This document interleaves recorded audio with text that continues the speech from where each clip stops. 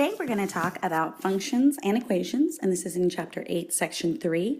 Begins on textbook page 595 and goes through textbook page 598. Just a reminder, you want to make sure that you're copying all notes, doodles, graphs, lines, anything in the outside margins or within the actual text within the textbook. Even if it's already there, you want to copy it again. Let's go ahead and get started. The first page you see here is textbook page 595. So I'm just showing you a screenshot of this page so that you know that you're on the right page. It's got the baby kind of sitting down there, and you'll see textbook page 595 right down there at the bottom. I just circled it in pink. On the next slide, you're going to see a zoomed in version. All right, so right underneath the vocabulary startup, we have our first vocabulary word in this section, and that is a linear function. So linear is obviously a derivative of the word line. So a linear function is a function whose graph is a line, okay? So you're talking obviously about something that can be plotted on a graph, and a line is a straight line where all the points meet. So let's go ahead and fill in the chart here that we have. So the word linear, we're going to go ahead and put this in here, means having the form of or resembling a line. So you want to go ahead and fill that in there. Then on the right, you're going to see the everyday definition of a function. And as you can see now, we have that in there, and it says the purpose for which something is designed or exists. So like the everyday definition of a function is, what is the function of a pencil? It's designed to write. So that's just kind of like a little example so that you understand what that definition means. What do you notice about the graph? And as you can see, we went ahead and put that in there. It forms a line. So this is an example of a line, and this particular line would represent a linear function. All right, then on the bottom right there, you see the math definition of a function, and it says a relationship. Remember, at the very beginning of this chapter, I said this whole thing's going to be about relationships. A relationship that assigns exactly one output value to one input value. And remember, I said that in the last section, there's one output for every one input. So I circled them in the reverse order, but you want to make sure that you fill in that diagram there. At the bottom of the page, under Real World Link, it says babysitting. The table shows the amount of money Carly earns based on the number of hours she babysits. So right away, I'm going to start kind of circling some important information here. So the relationship that we're going to be talking about is the amount of money and the number of hours. Okay, those are the two things that are going to be related. And if you notice, number of hours, I'm going to also circle in blue. My colors mean something, so you are welcome to use colors. I would expect you to use colors. I just want to make sure that you're color coordinating. Notice how amount of money, which is right there, matches up with earnings, which is right there, and number of hours, which is right there, matches up with hours babysitting, which is there. So it says, write a sentence that describes the relationship between the number of hours she babysits and her earnings. All right, so now you see that we have the answer written here, that she earns $6 for every hour she babysits. And we know that because we can look over here on our table and we can say, okay, for 1 hour here, she made $6, okay? So 1 hour is $6, so that's how we find out that she earns $6 for every 1 hour. The next question says, does she earn the same amount each hour? Explain. Well, how could you tell if she earned the same amount each hour? Well, for one thing, you want to go ahead and take a look at what she earned for 2 hours. So where it says hours babysitting 2.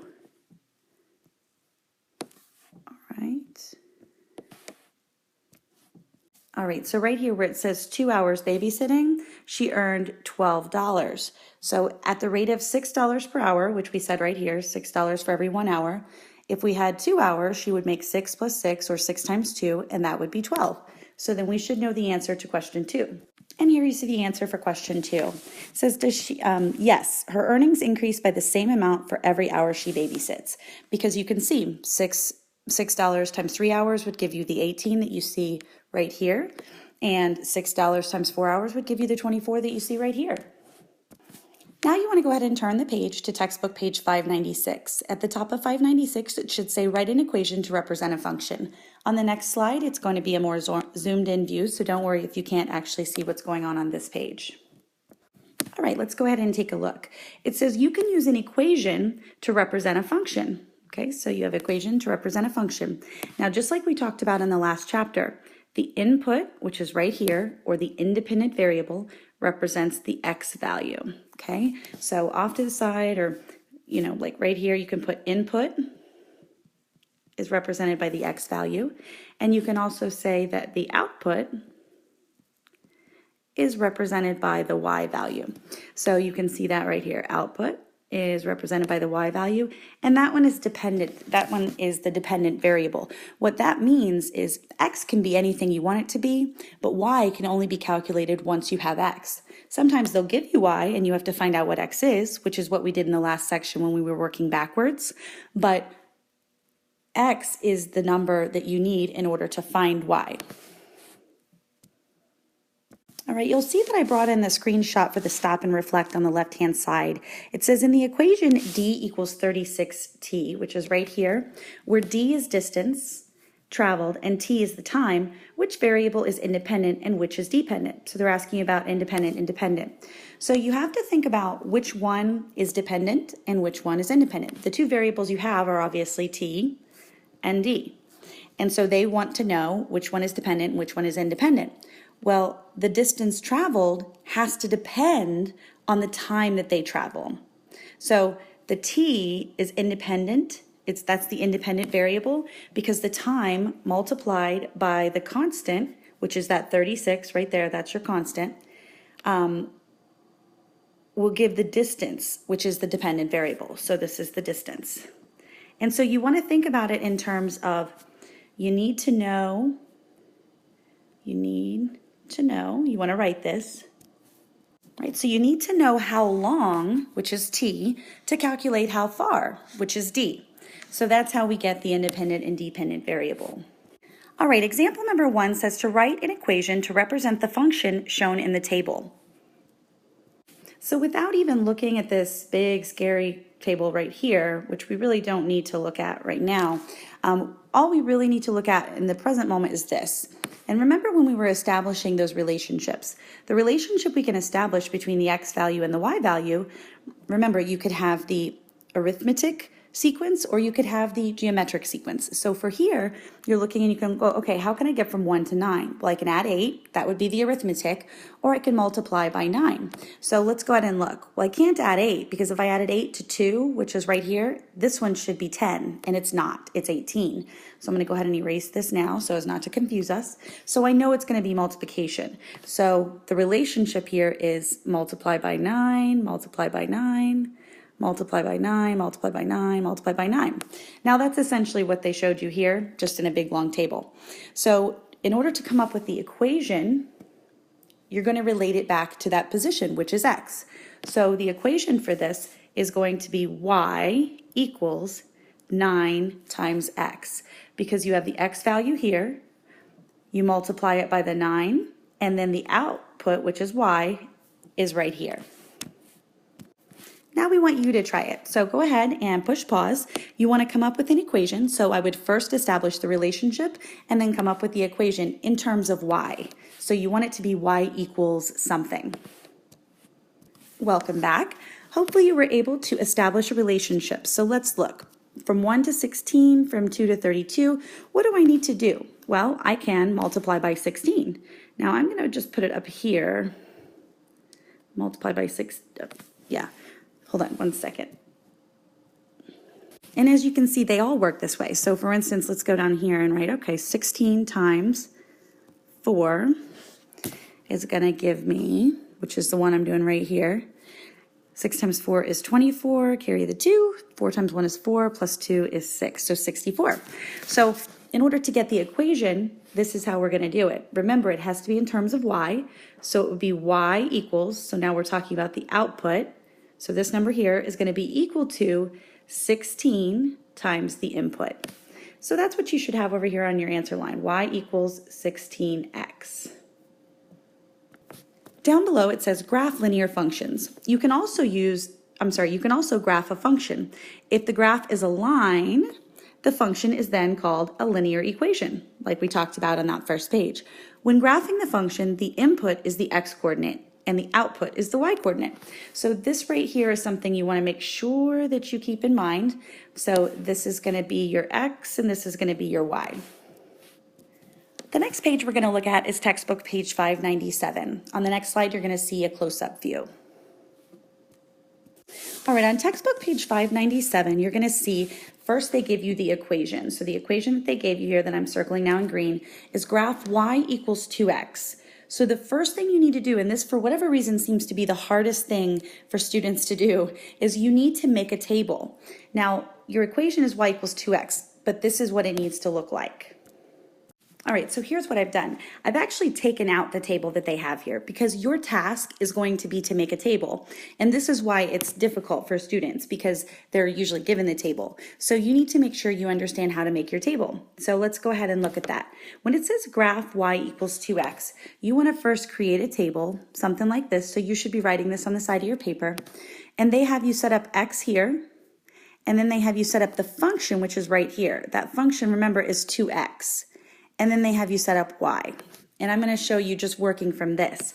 This part is the part that people have the most problems with. At this point, you have to pick a value. So you choose the value that goes in for x. So in this problem, they picked 0, 1, and 2. Once you've chosen that value, then you plug in the 0 for x. So now we've got 2 times 0. And then here we'll have 2 times 1, and here we'll have 2 times 2. So now, when you multiply this out, you'll get the output. The output is going to then be reflected like this. 2 times 0 is 0, 2 times 1 is 2, and 2 times 2 is 4. So I chopped up the table a little bit because I wanted you to see we have the x on the left and we have the y on the right because we're picking numbers to put in. So when you're actually filling the chart out, this part is the part that you would fill out first. You'll put it right in the middle, and then you'll put the x here and the y here. Then you'll select your values, which go right here. Let me change color so you can see what you'll select your values, which go in there. Then you'll plug them in, which will go right here. And then the last step is pretty much the easy one. You'll just calculate from here. So this is the calculation. This is plugging in whatever you chose for x. And this is self-selected right here, usually. Self-selected, meaning you pick the numbers. Now it can get tricky because if you pick weird numbers, or if you pick numbers that don't go very well, like if it's a division problem or you're multiplying by a fraction, you want to be aware of that so that you can pick numbers that are going to give you nice, pretty whole numbers on the y side. We'll go ahead and see a little bit more of that here in just a second. From number 2, now that you have the x and the y coordinates, you have to make ordered pairs. So I want you to see the ordered pairs. So ordered pairs, you need to be writing this out to the side as well. So the ordered pairs actually come from right here. You have a 0 and another 0. So your first ordered pair is 0, 0. You have a 1 and a 2. Your next ordered pair is 1, 2.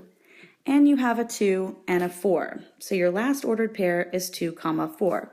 That actually looks like a 9. Make that look like a 4. There we go. All right, so 0, 0, 1, 2, and 2, 4. And then you proceed to the next step. And that next step is going to be shown on the next slide, where this is the same problem. If you look over here at the graph, you'll see that problem. So again, the ordered pairs that we had were 0, 0, 1, 2, and 2, 4. So 0, 0, 1, 2, and 2, 4. So on the graph, the first one was plotted right here, 0, 0. The next one, you go over 1 and up 2, which is right here. And the final one is over 2 and up 4, which is right here. And then you connect those dots to make this line right here. And then you can show that with this function right here, y equals 2x. All right, now it says, you got it? Let's try one on your own. So this is what I was talking about. Now you have to be the one to make your own table. So you want to find some space, probably off to the margins on the bottom right, and you want to first start by making your table. I'll help you out so that you can set it up to begin with. So the first thing you're going to do is make a table. Remember before we had 3 columns, and then I listed the ordered pairs just down here. So the first column would be x, and then y is on the outside, and then you'd have your function in here, so x plus 1. Let me make that a little darker. Okay, so as you can see, I've set this up as x, which is right here, y, which is right here, and then the function, which is right there. So now I'm going to separate these with the lines. We've got 1 and 2. Now remember, I told you this was the hard part, was selecting the numbers that go inside those x values. So let's first go ahead and, actually let me pause the video, you pause the video, so that you can try it on your own. All right, so in their problem, they selected the numbers 0, 1, and 2. So from there, let's go ahead and plug that in. If we have 0 plus 1, that is going to give us 1. So let's plug in for the next one. 1 plus 1 is going to give us 2. And the last one, 2 plus 1 is going to give us 3. So now that we have our table filled out, we're going to make some ordered pairs from that. So see this 0 right here and this 1 right here? That's one of our ordered pairs, 0, 1. Let me clean that up a little bit. And then our next one, you see the 1 right here and the 2 right here. That's 1, 2. And the last one we have is 2 and 3, so 2, 3. Remember, for it to look like an ordered pair, you absolutely need to have a comma, you absolutely need to have parentheses, and you absolutely need to have everything in the right spot. So the x goes where the x's are and the y goes where the y's are. So let's go ahead and plot these on the graph now.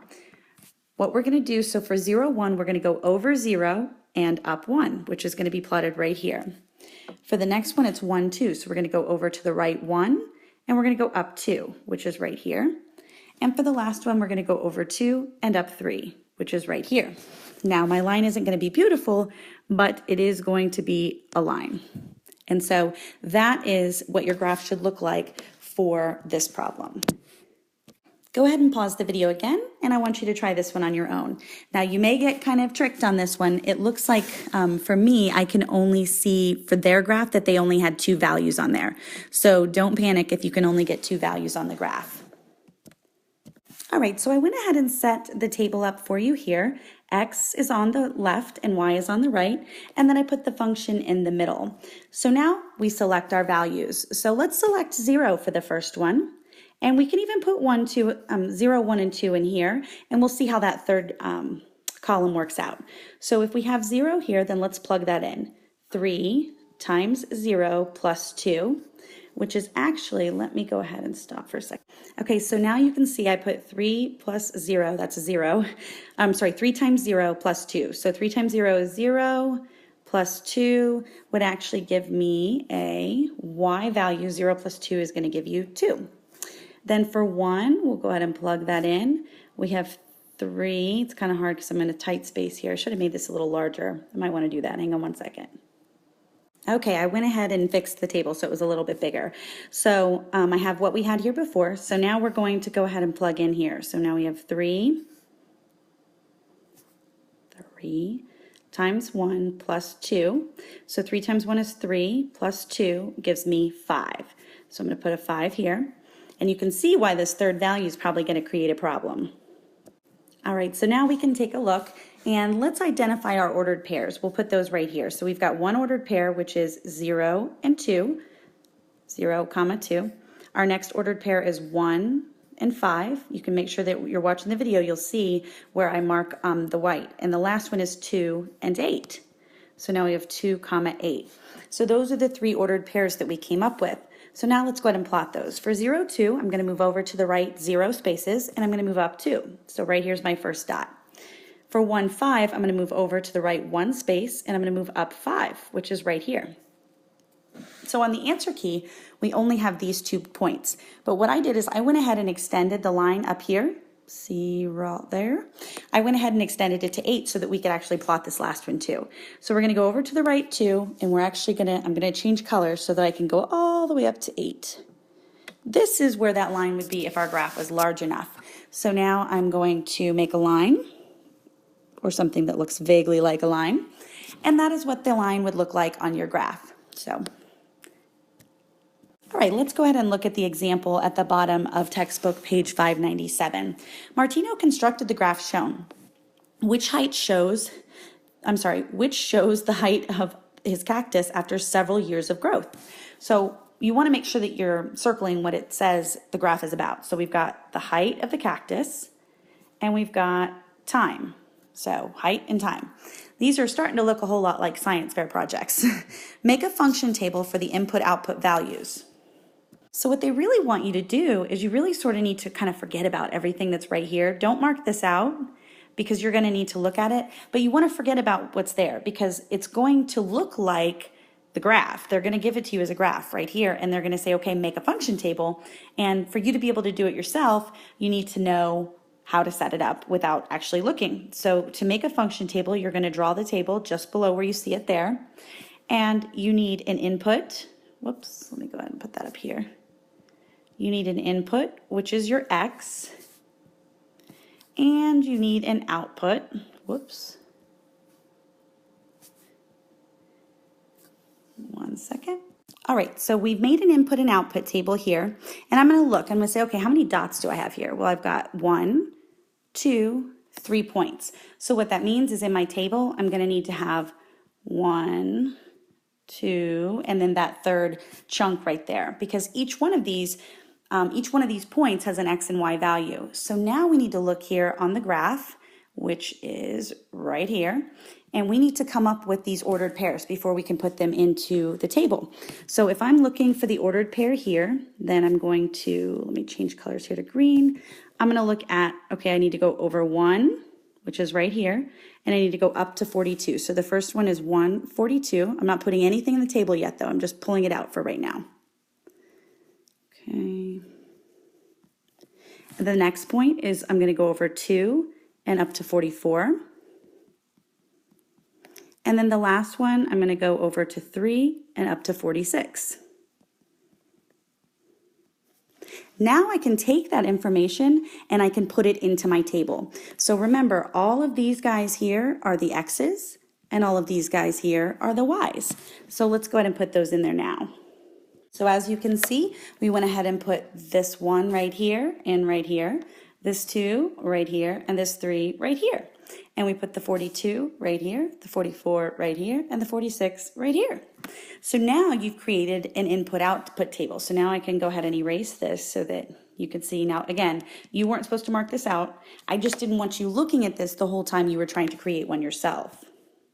All right, so now it's we've got the example 4 here at the bottom. So it says to write an equation from the graph that could be used to find the height of the cactus after X years. Please don't cross any of this out. I've only crossed it out so that we can have conversation without the answer being right there.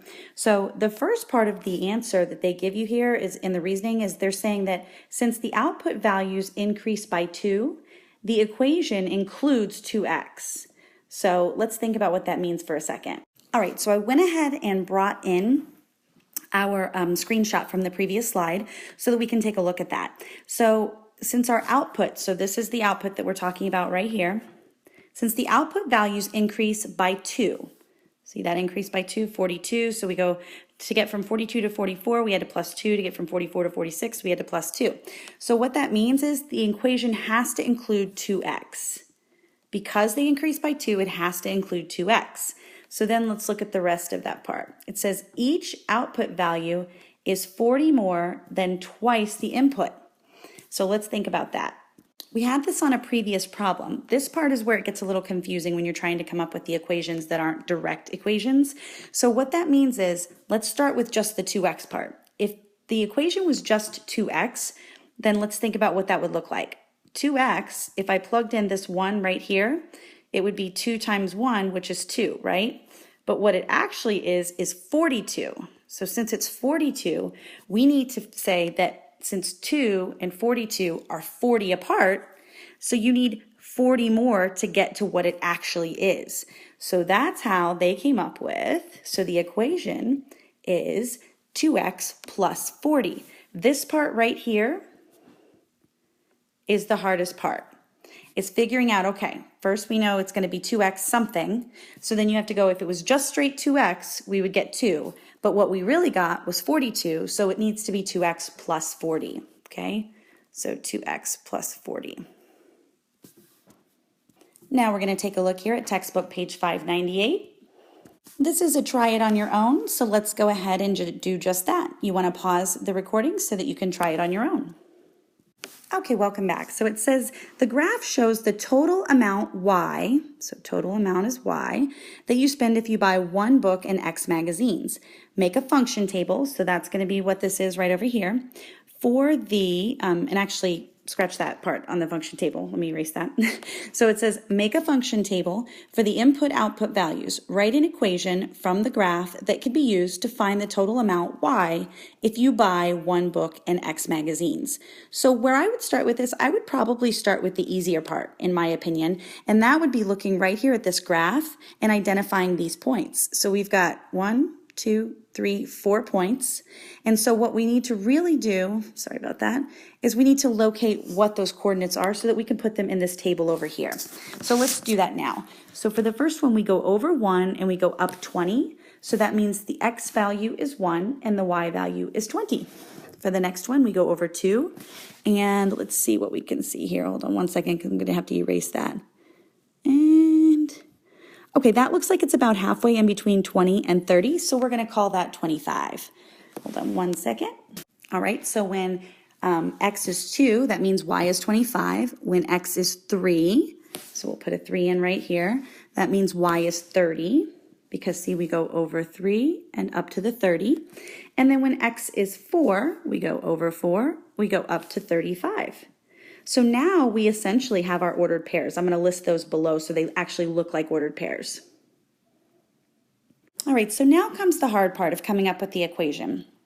When I look at the numbers 20, 25, 30, and 35, I think of the number 5. So let's think about, we know that since these increase by 5, so plus 5, see between 20 to 25, it's plus 5, plus 5, plus 5. So we know that 5x is part of this equation. So let's write that down and go from there. But again, if it was just directly 5x, let's think about what it would be when we plug in 1. So we go, all right, well 5x, if we plugged in 1, we know it's not a direct conversion, but if we plugged in 1, we would get 5. But what we actually got, remember, was that 20. So now we need to say, okay, how do we get from 5 to 20? To get from 5 to 20, and we're not talking about multiplication anymore because we already have that multiplication piece right here. So to get from 5 to 20, oh, that's right, we're going to need to add 15. That's how far away we are from the direct 5x. So now we've got 5x. First, let's start with the y. Okay, so we started with y equals, and then we know that it was 5x, and remember we got that because each one of these increases by 5, plus it couldn't just be 5x, because if it was just 5x and you plugged in that 1, then this answer right here should actually be 5, but it's not, it's 20, so you're still 15 away. So it's plus 15. So your final answer on the line for your equation should be y equals 5x plus 15.